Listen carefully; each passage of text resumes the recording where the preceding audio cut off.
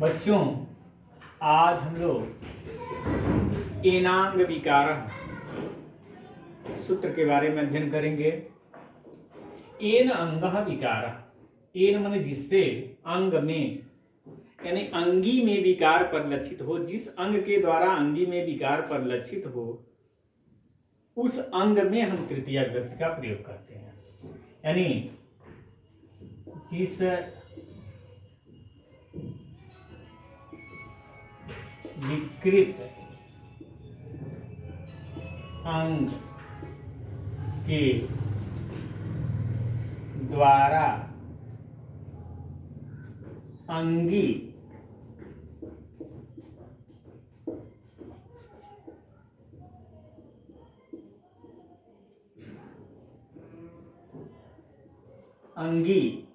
में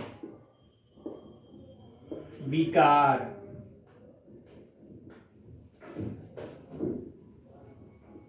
परिलक्षित हो उस अंग वाची शब्द में तृतीया विभक्ति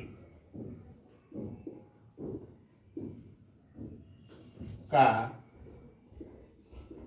प्रयोग होता है। एक है जिस विकृत अंग के द्वारा अंगी में, एक है अंग और एक है अंगी। जैसे हाथ, आंख, कान, पैर, ये सब क्या है? शरीर के अंग हैं। तो जिस अंग के द्वारा, अंगी मतलब पूरा जो शरीर वाला, में विकार परिलक्षित हो, यानी ये विकार का मतलब जो बेकार हो गया है। कहता है इनका हाथ तो बेकार हो गया है, हाथ से लूला हो गया है, पैर से लंगड़ा हो गया है। तो इसमें जो विकार परिलक्षित होता है, दिखाई देता है, उस अंगवाची में तृतीया विभक्ति का प्रयोग हम करते हैं। जैसे रमेशः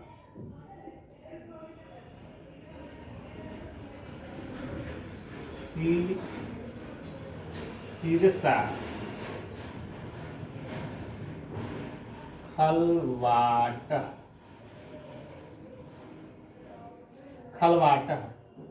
अब ऐसे बोर्ड परीक्षा में ऐसे दिया रहेगा। इसमें पूछेगा क्या? रेखांकित शब्द में विभक्ति तथा सूत्र का निर्देश कीजिए। तो ये जो हो गया क्या है? रेखांकित है, इसमें विभक्ति को बताना है और वह किस सूत्र से वह विभक्ति हुई है ये चीज आपको बताना है। तो रमेशः शीर्षा खलवाटा, खलवाटा में होता है गंजा, यानी रमेश सिर से गंजा है।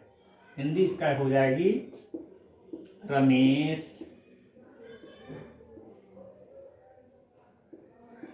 सिर से गंजा है। गंजा जिसको लोग छिल्लू बोलते हैं, कपर छिल्लू, यानी जिसपे बाल है ही नहीं उसको गंजा कहते हैं। कपार अगर छिल गया तो कपर छिल्लू, फिर बाल जम जाते हैं। लेकिन ये ऐसा व्यक्ति जिसमें बाल ना हो सकते उसे गंजा कहते हैं। तो ये हुआ रमेशः शीर्षा खलवाटः, रमेश सिर से गंजा है। ठीक।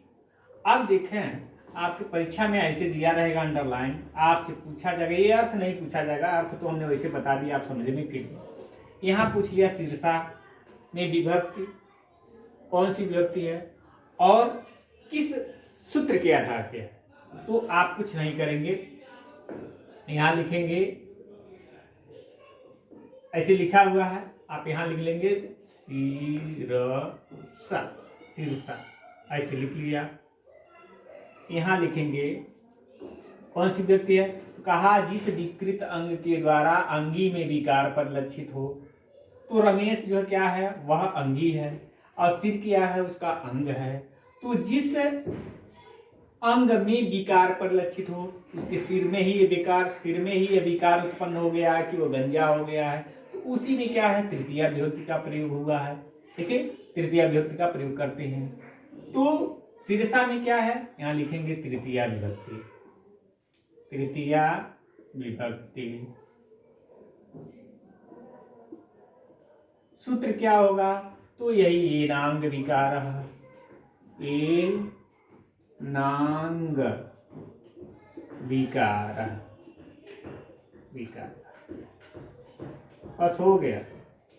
आप यहाँ सिरसा ऐसे लिख लिए, तृतीया विभक्ति एनांग विकार, यानी एनांग विकार सूत्र से ये क्या हुआ, ऐसे में तृतीया विभक्ति का प्रयोग किया गया है।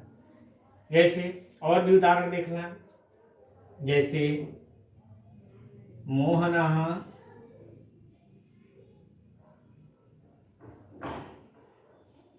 हस्तेन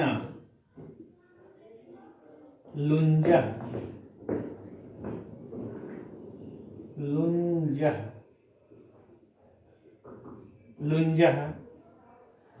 या अस्ति भी हो सकता है। मोहनः हस्तेन लुञ्जः ऐसे दिया हुआ है, इसमें भी आपको बताना है। तो क्या करेंगे, यहाँ लिखेंगे हस्तेन, ठीक, विभक्ति लिखेंगे कौन, यानी हाथ से क्या है, लूला है।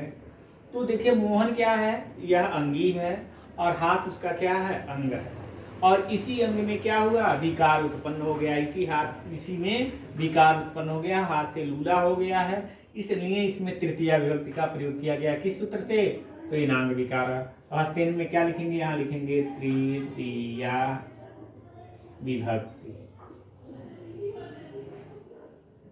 यहाँ क्या करेंगे, सूत्र लिख देंगे एनांग विकार, एनांग विकार, बस हो गया, ऐसे ही लिख लेंगे।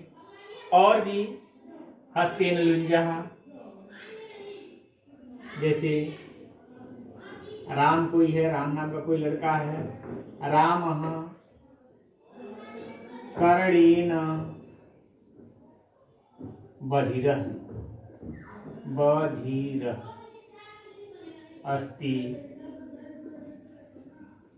अस्ति, ऐसे लगा हुआ कर्णेन।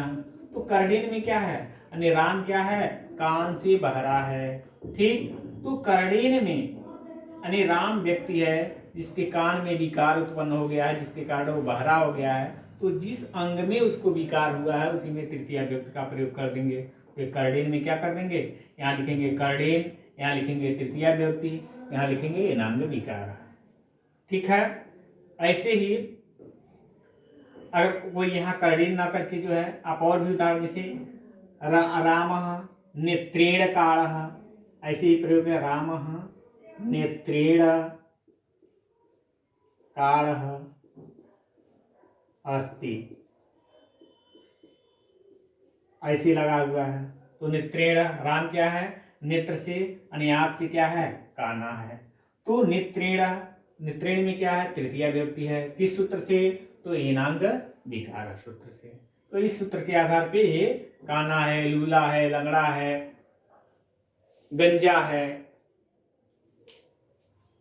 तो इस तरह जो है आप इसको ध्यान से देख लेंगे, एक दो बार पढ़ लेंगे, आपको समझ में आ जाएगा।